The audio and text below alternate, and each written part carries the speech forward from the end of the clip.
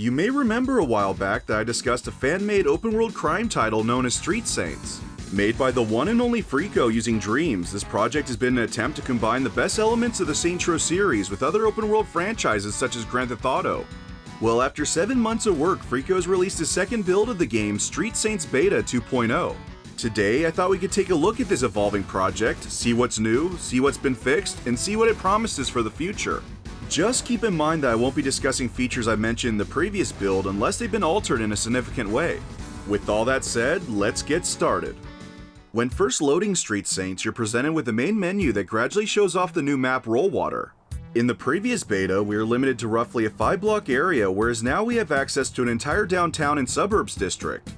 It is definitely a much larger canvas, which is both a good thing and slightly bad, as I'll explain later. Now in the game, your player will spawn outside their home in the suburbs. Freako is yet to implement player customization, but for now, we have a character inspired by Saints Row 1's early promotional material in the Phase 5 build. I also have to give Freako mad props for adding chain physics to the player. If you were familiar with the first public beta, then you'll likely notice that textures, geometry, and basically everything is significantly improved. Each building and stationary object now has its own unique design, whereas before everything was mostly gray boxed. Also, each NPC now has its own unique model.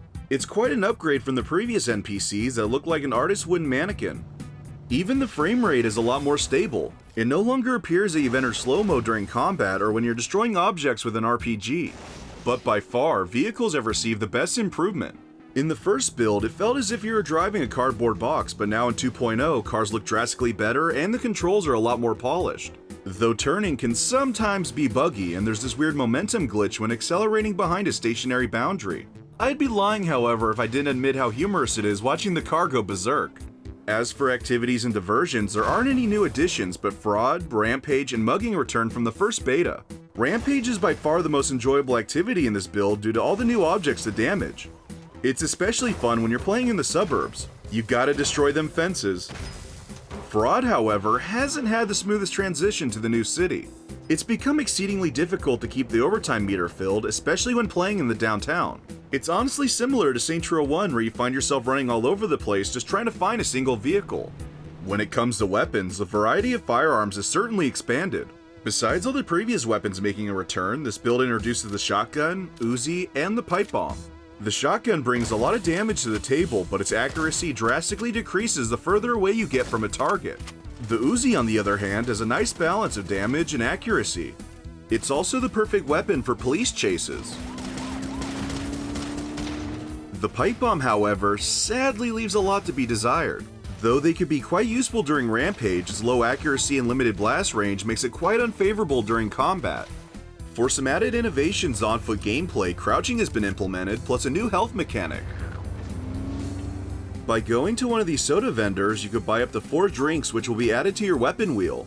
You can drink one of these at any time to heal a small portion of your health.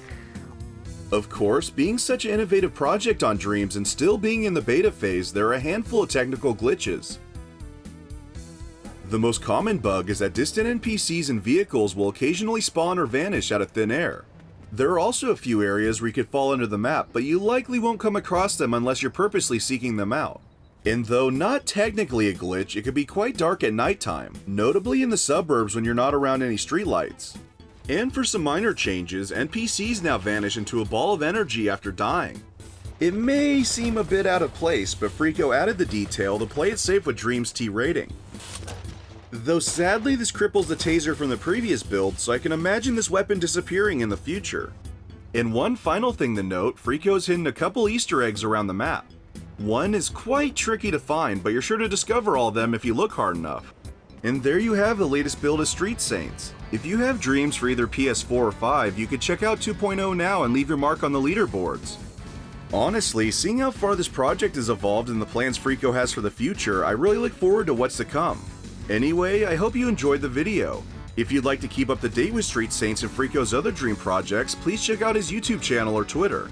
And before ending today's video, I'd like to give a special thanks to my Patreon sponsors: John, Scissorp, Sam Just, Delta, Sis121525, Big G, Dr. Purple Bunny 78, Gabriel Snyder, Fluffy Tail, Pluvio, Pokedex, and Specialist Angel Figueroa. Like always, thank you for watching, and I'll catch you guys next time.